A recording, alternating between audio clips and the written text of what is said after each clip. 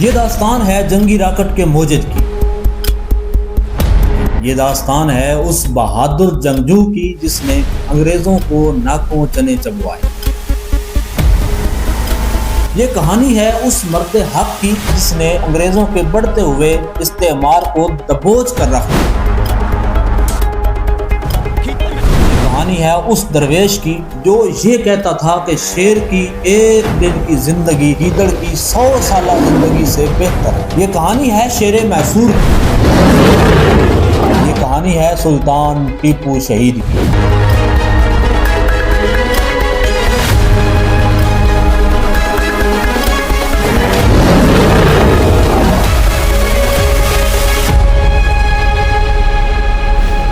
برصغیر پاک و ہند میں اسلام کے پھیلاؤ میں اولیاء و صوفیاء کا انتہائی کلیدی کردار ہے۔ پاکستان پنجاب کے علاقہ چنیوٹ لالیہ سے تعلق رکھنے والے صوفی بزرگ حضرت شاہ بہلول دریائی قادری رحمۃ اللہ علیہ نے برصغیر کے علاقہ میں جہاں اسلام کے پھیلاؤ میں اہم کردار ادا کیا، وہیں ان کی آنے والی نسلیں پنجاب سے جنوبی ہندوستان یا دکن ہندوستان میں منتقل ہوئیں اور وہیں پر آباد ہوئیں۔ انہی صوفی بزرگ شاہ بہلول دریائی رحمۃ اللہ علیہ کی نسل سے ایک نوجوان جس کا نام حیدر علی تھا، میسور کی ریاست میں ایک عام سپاہی کی حیثیت سے داخل ہوا اور رفتہ رفتہ ترقی کرتے ہوئے ریاست میسور کے فوجدار اعلیٰ یا سپہ سالار کے عہدے تک جا پہنچا۔ ریاست کا ہندو راجا پہل تو حیدر علی کی قابلیت اور بہادری سے انتہائی متاثر اور خوش تھا، لیکن رفتہ رفتہ درباریوں نے راجا کے کان بھرنے شروع کیے کہ یہ لڑکا مستقبل میں آپ کے لیے خطرہ بن سکتا ہے۔ راجا نے حیدر علی کو اپنے راستے سے ہٹانے کا منصوبہ بنایا، جس کی بھنک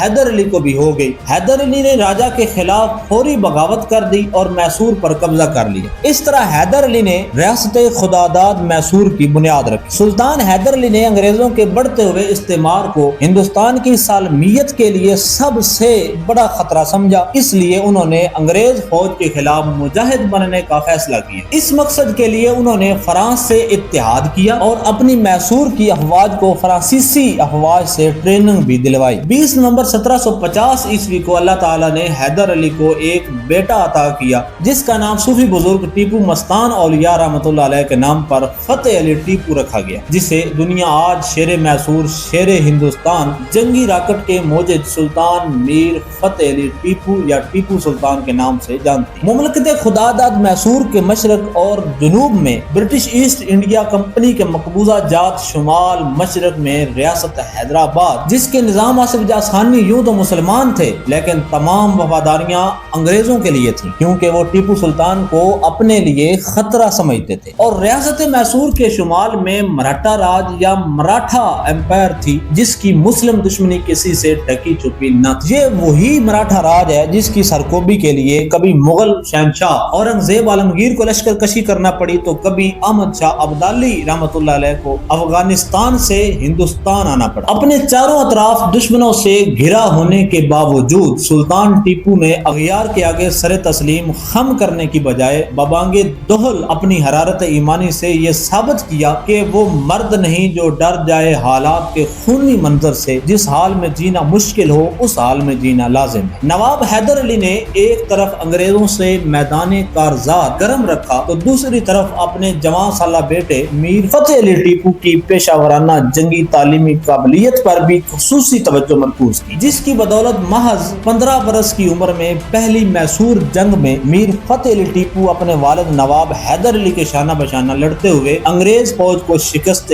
فاش دینے میں کامیاب ہوئے۔ اینگلو میسور جنگوں کے دوران سلطان فتح علی ٹیپو اور ان کے والد نواب حیدر علی نے مسلسل 3 دہائیوں تک انگریز فوج کے دانت کھٹے کیے رکھے۔ انہوں نے نہ صرف بنگلور کا کامیاب محاصرہ کیا بلکہ انگریز فوج کو واپس مدراس کی طرف بھاگ کر جان بچانے پر مجبور کیا۔ کرنل بیلی اور میجر منرو نے صلح کا پیغام بھیجا تو سلطان ٹیپو نے اسے قبول کر لیا، حالانکہ اس وقت وہ چاہتے تو انگریزوں کو جنوبی ہندوستان سے مکمل طور پر نکال باہر کرتے۔ دوسری اینگلو میسور جنگ میں بھی انگریزوں کو سخت ہزیمت اٹھانا پڑی، لیکن اس جنگ کے دوران نواب حیدر علی سرطان کے باعث انتقال کر گئے اور ان تمام تر نامساعد حالات میں شیر میسور سلطان فتح علی ٹیپو تخت نشین ہوئے۔ یہ تخت نشینی سلطان کے لیے پھولوں کی نہیں بلکہ کانٹوں کی سیج تھی۔ اپنے 17 سالہ دور اقتدار میں سلطان میر فتح علی ٹیپو اپنے والد نواب حیدر علی کے نقش قدم پر چلتے ہوئے انگریزوں کو ہندوستان سے نکال باہر کرنے کے مشن پر پوری طرح گامزن رہے۔ وہ اپنے والد نواب حیدر علی کی سربراہی میں انگریزوں کو یکے بعد دیگرے ایسی ذلت امیز شکستیں دے چکے تھے کہ جس کے بعد انگریز حکومت اور فوج یہ سوچنے پر مجبور تھی کہ جب تک سلطان ٹیپو زندہ ہے تب تک پورے ہندوستان پر قبضہ محض ان کا خواب ہی رہے گا، لہذا کیسے بھی کر کے انہوں نے سلطان کو راستے سے ہٹانے پر کام تیز کر دیا۔ اس کے لیے انگریزوں نے سازشوں کے جال بننے اور سلطان کے درباریوں کو دولت زر سے خریدنے کا فیصلہ کیا۔ اس کام کے لیے لارڈ کارنوالس کا انتخاب کیا گیا۔ 1799 عیسوی میں ٹراونکور کے ہندو راجا جو کہ انگریزوں کا اتحادی تھا، اس نے سلطان کے اتحادی قلعوں کی جانب جب پیش قدمی کی تو سلطان نے بھی جوابی کارروائی جس کو بنیاد بنا کر کارنوالس نے اینگلو میسور معاہدہ توڑ دیا اور ریاست میسور پر چڑھائی کر، لیکن اس بار بھی اسے منہ کی کھانا پڑی۔ 1791 عیسوی میں کارنوالس نے اپنے اتحادیوں نظام حیدرآباد اور مرہٹوں کی مدد سے دوبارہ سلطان کے خلاف تمام محاذوں پر جنگ چھیڑ دی۔ شیر ہندوستان شیر میسور سلطان میر فتح علی ٹیپو نے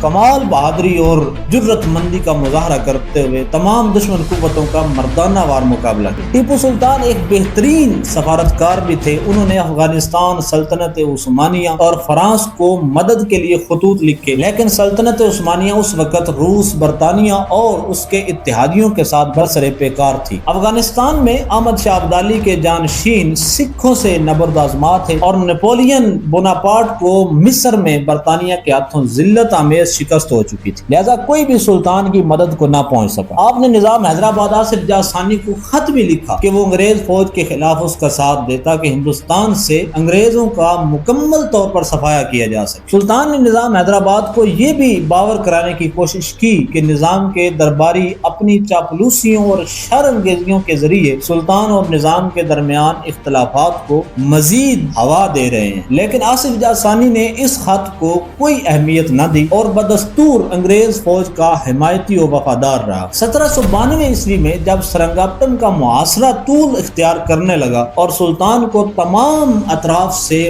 مدد کی امید ختم ہو گئی تو سلطان ٹیپو نے انگریز فوج سے مذاکرات کرنے کا فیصلہ کیا۔ یہاں سلطان کو سخت ہزیمت اٹھانا پڑی اور معاہدہ کی روح سے ریاست خداداد میسور کا آدھا حصہ انگریزوں اور اس کے اتحادیوں کے حق میں کھونا پڑا۔ کروڑوں روپے تاوان جنگ الگ سے ادا کرنا پڑا اور تاوان کی مکمل ادائیگی تک بطور ضامن اپنے 2 بیٹے مدراس میں انگریز فوج کی تحویل میں دینے۔ 3 سال بعد تاوان کی مکمل ادائیگی کرنے کے بعد سلطان نے اپنے دونوں بیٹے انگریز فوج سے بازیاب کروائے۔ انگریزوں کو جب اس جنگ میں فتح ملی تو انہوں نے ٹیپو سلطان کے خلاف سازشیں مزید تیز کر دی۔ ادھر سلطان کے اپنوں کی غداری بھی دن بدن بڑھنے لگی اور غداروں کی تعداد میں بھی اضافہ ہونے لگا۔ جنگ کے بعد سلطان ٹیپو پر انگریز فوج سے اس شکست کا بدلہ لینے کا جنون سوار ہو گیا۔ وہ ہر وقت انگریز فوج کے خلاف جنگ کرنے اور ریاست کا مقبوضہ علاقہ آزاد کروانے کی منصوبہ بندی کرتے رہتے۔ انہوں نے تمام تر آسائش زندگی ترک کر دی اور اپنی تمام تر توجہ انگریز فوج سے بدلہ لینے پر مرکوز کر، جبکہ دوسری طرف انگریز فوج کا نیا جنرل لارڈ ولزلی کسی گدھ کی طرح سلطان کی بقیہ آدھی ریاست پر بھی نظریں گاڑے بیٹھا تھا۔ اس مقصد کے لیے اس نے پیشہ ورانہ جنگی مہارت سے زیادہ سلطان کے سپاہیوں اور قلعہ کو خریدنے پر توجہ مرکوز رکھی۔ سلطان کے زیادہ تر قلعہ داروں نے ولزلی کو یقین دہانی کروائی کہ وہ دوران جنگ بغیر لڑے ہی پسپائی اختیار کریں گے اور فوراً ہتھیار ڈال دیں گے۔ میر صادق نے میسور کے قلعوں کا نقشہ بھی ولزلی کے حوالے کر دیا اور حفاظتی دیوار کی کمزور جگہ کی نشاندہی بھی کر دی۔ پنڈت پورنیا نے بھی یقین دلایا کہ وہ میسور کی افواج کو ولزلی کے مقابلے میں نہیں آنے دے گا۔ تمام غداروں کی یقین دہانی کے بعد ولزلی نے ریاست پر آخری کاری ضرب لگانے کا فیصلہ کیا اور اس کی ابتدا اس جھوٹ سے کی کہ سلطان ٹیپو نے فرانسیسی افواج کی مدد کی ہے جو کہ اینگلو میسور معاہدہ کی خلاف ورزی ہے۔ اس بات کو بنیاد بنا کر فروری 1799 کو ولزلی نے ایک بار پھر اپنے تمام اتحادیوں کے ساتھ چاروں طرف سے میسور پر یلغار کر دی۔ لارڈ ولزلی کی افواج کی تعداد 60,000 تھی جبکہ شیر میسور کی کل افواج کی تعداد محض 30,000 تھی جس میں غدار بھی شامل۔ جنگ کا نتیجہ چونکہ پہلے سے ہی طے تھا لہذا ایک ایک کر کے تمام علاقے ولزلی کی جھولی میں پکے ہوئے آم کی طرح گرنے لگے۔ سلطان ٹیپو اس بات پر اکثر حیرانگی اور غصے کا اظہار کرتے کہ اتنے مضبوط قلعوں پر انگریز فوج اتنی آسانی سے کیسے قبضہ کر رہی، لیکن ان تمام تر سازشوں اور غداریوں کے باوجود شیر میسور شیر ہندوستان سلطان میر فتح علی ٹیپو نے انگریز فوج کے سامنے ہار ماننے سے انکار کر، کیونکہ اللہ کو پامردی مومن پہ بھروسہ، ابلیس کو یورپ کی مشینوں کا سہارا۔ اپریل 1799 میں جب انگریز فوج نے سرنگاپٹم کا محاصرہ کر لیا اور یہ محاصرہ طول پکڑنے لگا تو 4 مئی 1799 کے دن ایک سازش کے تحت سلطان ٹیپو کے توپ خانے کے کماندار سید غفار کو شہید کروا کر اس کی شہادت کی خبر سلطان کو اس طرح دی گئی کہ سلطان ٹیپو جلال میں آ گئے اور اپنے چند جانساروں کے ساتھ قلعہ سے باہر نکل کر انگریز فوج پر حملہ آور ہونے کا فیصلہ کیا۔ پلان یہ تھا کہ وہ انگریز فوج پر یکبارگی سے حملہ کریں گے اور واپس قلعے میں آ جائیں گے، لیکن میر صادق نے پیچھے سے قلعہ کا دروازہ سلطان کے لیے بند کروا دیا۔ دوسری طرف پنڈت پورنیا نے موقع سے فائدہ اٹھاتے ہوئے پیچھے سے تنخواہ کی تقسیم کا اعلان کر دیا۔ سلطان کی افواج تنخواہ وصول کرنے میں مصروف ہو گئی اور ادھر شیر میسور لومڑیوں کے جال میں بری طرح پھنس۔ سلطان نے مردانہ وار دشمن سے اپنی زندگی کی آخری جنگ لڑنے کا فیصلہ کیا۔ اس موقع پر سلطان کے ایک وفادار فرانسیسی فوجی نے مشورہ دیا کہ وہ راہ فرار اختیار کریں اور اپنی جان بچائیں، جس کے جواب میں شیر میسور سلطان میر فتح علی ٹیپو نے لازوال جملہ ارشاد فرمایا جو کہ تاریخ میں امر ہو گیا کہ شیر کی ایک دن کی زندگی گیدڑ کی 100 سالہ زندگی سے بہتر ہے۔ سلطان ٹیپو اپنی زندگی کے آخری دم تک انگریزوں سے برسر پیکار رہے اور انگریز فوجیوں کو جہنم واصل کرتے ہوئے بالآخر سر میں گولی لگنے سے اپنے خالق حقیقی سے جا ملے۔ سلطان نے جب شہادت پائی تو اس وقت بھی انہوں نے تلوار کو مضبوطی سے تھام رکھا تھا۔ ولسلی کو جب سلطان کی شہادت کی خبر ملی تو اسے یقین نہیں آیا کہ سلطان واقعی شہید ہو چکے ہیں۔ وہ اس واقعے کو بھی سلطان کی چال ہی سمجھتا رہا۔ ادھر قلعوں میں جب سلطان کے وفادار جانساروں کو میر صادق کی اس غداری کا علم ہوا تو انہوں نے موقع پر ہی اس غدار کی گردن اڑا دی۔ علامہ اقبال نے میر صادق کا تذکرہ ان الفاظ میں کیا ہے کہ جعفر از بنگال و صادق از دکن، ننگے دین ننگے قوم ننگے وطن۔ سلطان کی شہادت پر برطانیہ میں عام تعطیل کا اعلان کیا گیا اور اس دن کو قومی سطح پر جشن منایا گیا۔ انگریز جنرل نے خوش ہو کر کہا کہ اب ہندوستان ہمارا ہے۔ 5 مئی 1799 کو شیر میسور شیر ہندوستان سلطان میر فتح علی ٹیپو شہید رحمۃ اللہ علیہ کو ان کے والد نواب حیدر علی کے مقبرہ میں ان کے پہلو میں دفن کیا۔ سلطان کی قبر پر آج بھی یہ عبارت کندہ ہے، یہ مٹی قیمتی ہے بادشاہوں کے خزینے سے، ابھی تک مالدار اسلام ہے ایسے سفینوں سے، ابھی تک آ رہی ہے یہ صدا تربت کے سینے سے، اگر ذلت کا جینا ہو تو موت اچھی ہے جینے سے۔ شاعر مشرق مصور پاکستان ڈاکٹر علامہ محمد اقبال رحمۃ اللہ علیہ نے فرمایا کہ ٹیپو سلطان شہید رحمۃ اللہ علیہ کی عظمت کو